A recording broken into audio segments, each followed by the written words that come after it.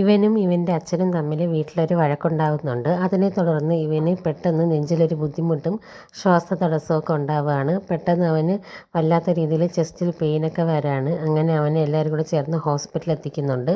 അവിടെ വച്ച് അവൻ്റെ ഹാർട്ട് കണ്ടീഷനൊക്കെ പരിശോധിച്ച് നോക്കുമ്പോൾ അവന് ഹാർട്ടിൽ സീരിയസ് ആയിട്ടൊരു പ്രോബ്ലം ഉണ്ടെന്നുള്ള കാര്യം മനസ്സിലാവുന്നുണ്ട്. അതോടുകൂടി അവൻ്റെ അച്ഛൻ വല്ലാത്ത രീതിയിൽ തകർന്നു പോവുകയാണ്.